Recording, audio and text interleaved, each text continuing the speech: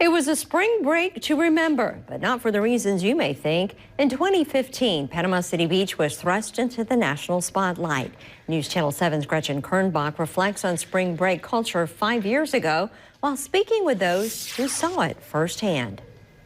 Loud music and spring breakers crowded the beaches in 2015. Sirens and police lights, more often than not, were soon to follow. Social media came into play for the first time in our city in a big way.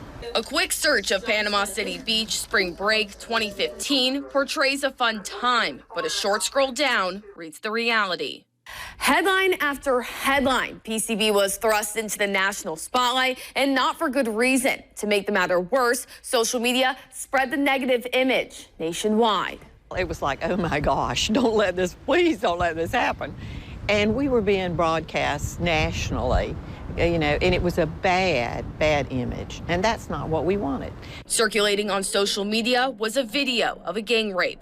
Former Bay County Sheriff Frank McKeithen remembers seeing the video for the first time. That drew the line in the sand for me. Dozens of people standing by, watching it unfold. And it just made me realize that these people are out of control. Weeks later, a party turns violent after 7 people were shot at a Panama City beach house. Current Bay County Sheriff Tommy Ford remembers it like a war zone. 2 victims that were shot that were across the street. We had one in the median. I went into the apartment and there was the girl that had been shot in the head and 2 deputies covered in blood doing CPR. Both incidents attracting a national spotlight on a worsening situation. It was one of the moments in my career that I'll never forget. As hard as we worked and as much as we were telling them this is going to happen, please help us. And it did happen. But it wasn't just spring breakers wreaking havoc. Partiers, often including drug dealers known as 100-milers, drove into PCB to prey off the energy. We were finding a trend of people in their late 20s to mid 30s and sometimes the 40s that would follow the party and take advantage of our young adults. Their choice of hotel, the Walmart parking lot. None of us liked that the negative publicity, but it was absolutely true what was being said. It was time for Panama City Beach to speak a new truth. We started, I guess you could say, fighting back.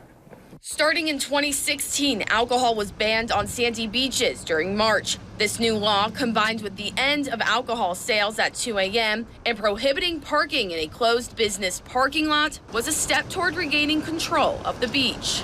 We just thought we were the only ones seeing this for a while, unfortunately, but then we realized that, wait a minute, the entire county, a lot of it, is seeing it. Met with support from the community and fellow police, Panama City Beach started changing for the better. Spring break 2015, 2014 threatened all of that. Threatened our reputation for being a good, wholesome place for families to come.